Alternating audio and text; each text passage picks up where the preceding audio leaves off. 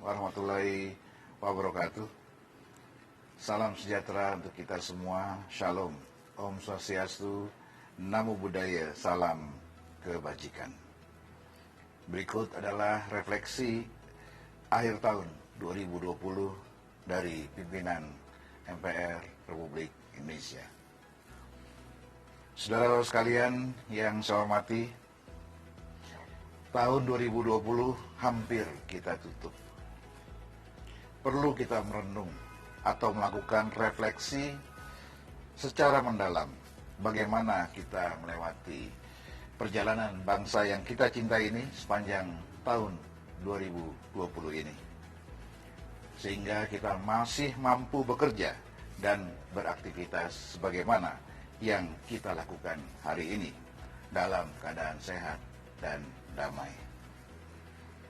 Kita juga patut bersyukur kehadirat Allah Subhanahu wa Ta'ala, karena kita sebagai bangsa berhasil melewati semua peristiwa yang hampir mengganggu keharmonisan dan ketahanan sosial kita sebagai bangsa.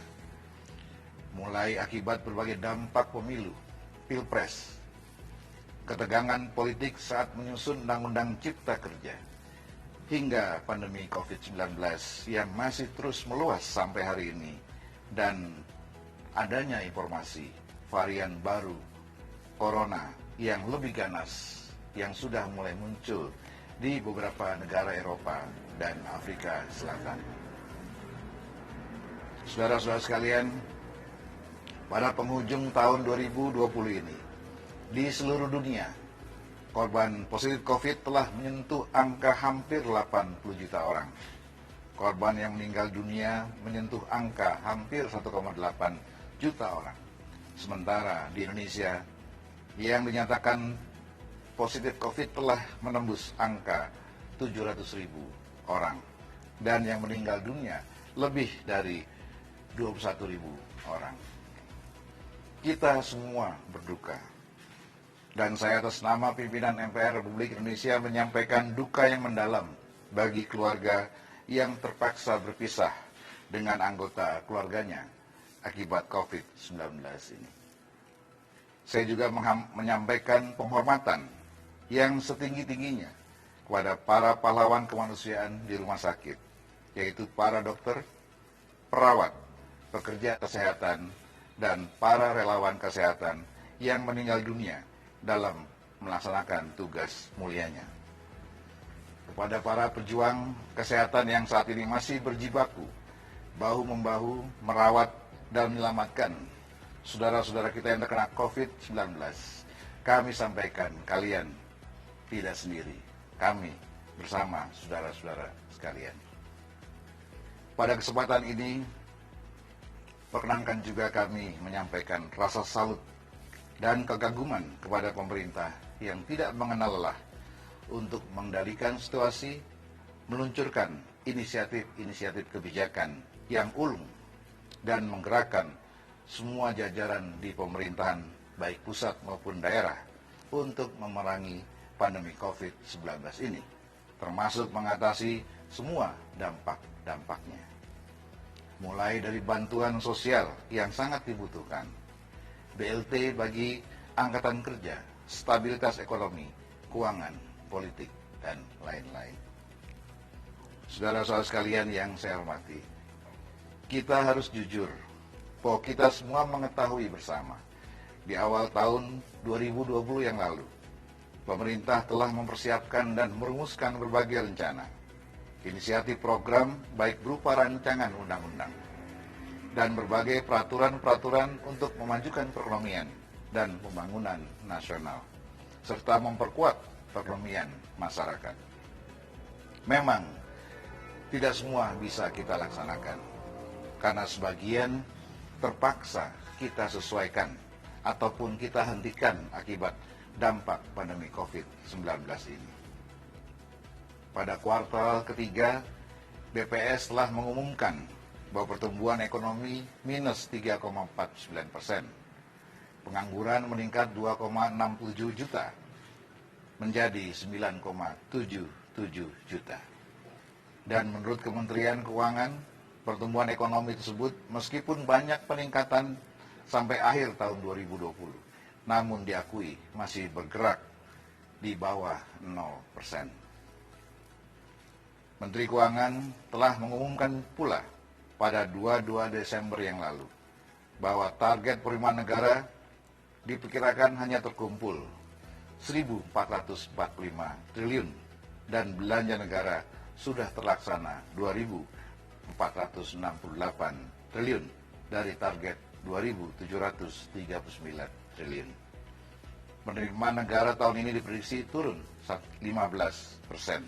Sementara itu, kita juga mendapat laporan pada penghujung tahun 2020 ini, penerimaan pajak kita masih 1.019 triliun dan harus mengejar kekurangannya 179 triliun lagi untuk mencapai target 1.198 triliun rupiah.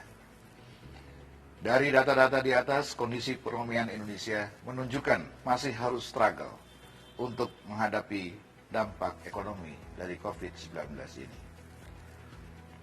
Memperhatikan uraian angka-angka di atas yang kita peroleh bersama, meskipun tidak melaju secara cepat, namun kita melihat ada perbaikan dan peningkatan dalam pertumbuhan ekonomi kita.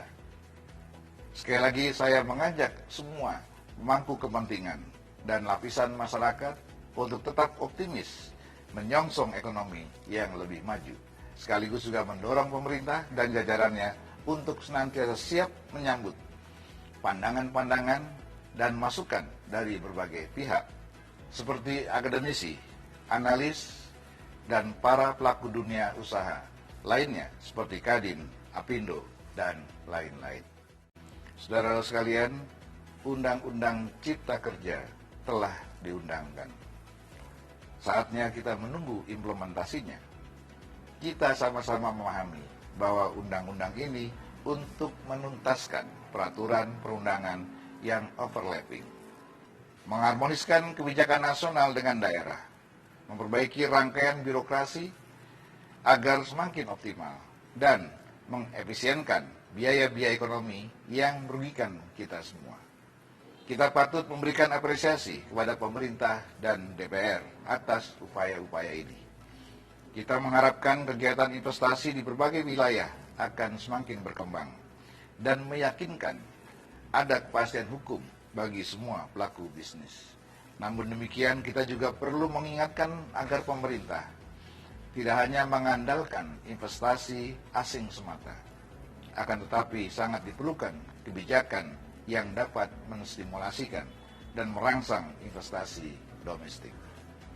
Saudara-saudara sekalian yang saya hormati, di awal serangan pandemi COVID-19 ini, terasa sekali kepanikan yang sangat dalam di sektor keuangan dan perekonomian kita.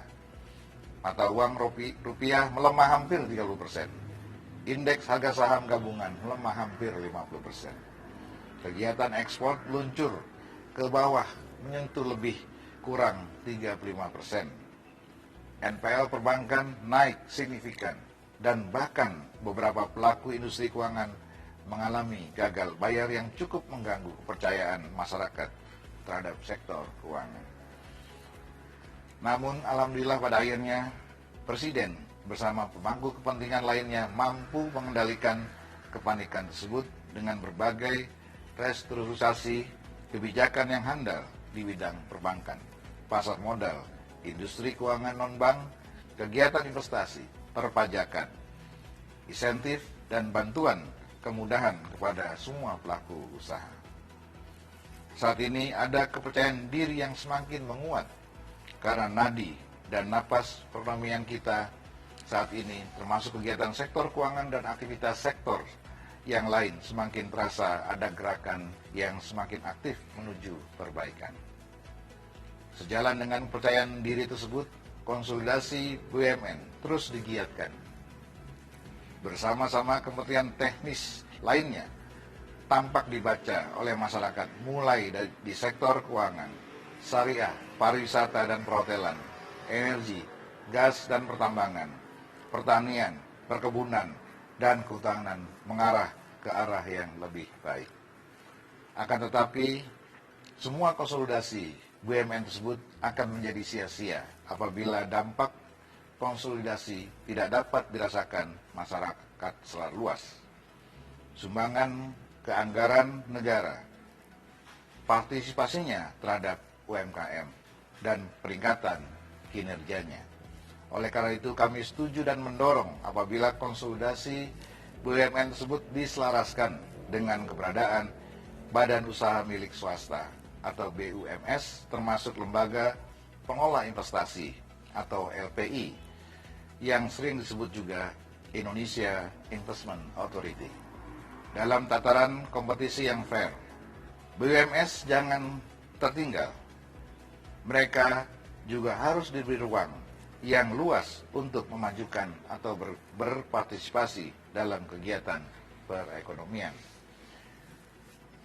Ada kekhawatiran terjadi perebutan investasi antara LPI dan BUMN di satu pihak dan di pihak lainnya pelaku BUMS atau badan usaha milik swasta. Ada yang dapat daging investasi dan ada yang dapat tulang investasi karena ada faktor pemerintah dalam kegiatan investasi tersebut. Secara kebijakan, hal ini sangat mungkin terjadi. LPI jangan sampai mempersempit ruang atau bahkan mematikan kesempatan bisnis bagi pengusaha swasta. Kami mengimbau semua pihak, pelaku usaha, baik BUMN maupun pemerintah, melalui LPI dan swasta harus memiliki kesempatan yang sama dalam kegiatan usaha di negara yang kita cintai. Oleh karena itu kiranya perlu kita susun bersama skala, prioritas, klaster, variasi, tipe investasi dengan berbagai atribut dan fitur-fiturnya yang sedemikian rupa sehingga tidak terjadi unfairness bagi semua pelaku usaha dalam kegiatan investasi. Sesungguhnya badan usaha milik swasta, LPI, BUMN, joint venture, UMKM, dan lain sebagainya harus memiliki kesempatan yang sama dalam kegiatan investasi, sehingga terjadi kehidupan aktivitas ekonomi yang berkeadilan dan lebih sustainable. Saudara-saudara sekalian yang saya hormati, keberpihakan kepada pengusaha lokal, baik yang berskala besar, menengah, dan kecil seperti UMKM, harus menjadi perhatian pemerintah. Level playing field antara investor asing dan pelaku nasional harus menjadi perhatian kita semua. Distribusi dan pembagian atas kegiatan investasi harus dipertimbangkan sehingga para pemain lokal tidak hanya fronting atau maklar investasi, namun harus menjadi pemain utama. Dalam hal ini, rancangan rumusan turunan dari Undang-Undang Cipta Kerja harus betul-betul menjadi perhatian kita semua untuk memastikan bahwa negara kita bukan hanya menyambut kapitalis global, tapi harus juga dapat dinikmati hasil-hasilnya oleh pengusaha kita sendiri. Kembali ke soal isu UMKM, kami perlu mengingatkan para instansi yang berkaitan langsung atas pembinaan UMKM ini untuk melakukan kajian menyeluruh atas kebijakan-kebijakannya agar dapat memperkuat kemandirian UMKM, mulai dari kebijakan tata kelola, sistem akuntansi, pelaporan, manajemen, dan lain sebagainya, sehingga memiliki kemampuan mengakses permodalan, proses bisnis, pemasaran, dan daya saing. Maraknya digitalisasi dan teknologi finansial berpotensi meluluhlantahkan ekosistem bisnis dari UMKM itu sendiri. Hal ini jangan sampai terjadi karena UMKM merupakan salah satu aset dan ujung tombak perekonomian nasional di tingkat masyarakat bawah. Diharapkan instansi terkait harus betul-betul memperhatikan hal-hal yang menyebabkan dampak negatif terhadap usaha masyarakat bawah. Kita juga perlu memperhatikan usaha dagang yang didukung kekuatan modal besar yang saat ini telah hadir di pedesaan yang sering disebut minimarket. Kami mengharapkan adanya perhatian khusus dari pemerintah untuk menata ulang in fair competition di bidang usaha menengah kecil ini.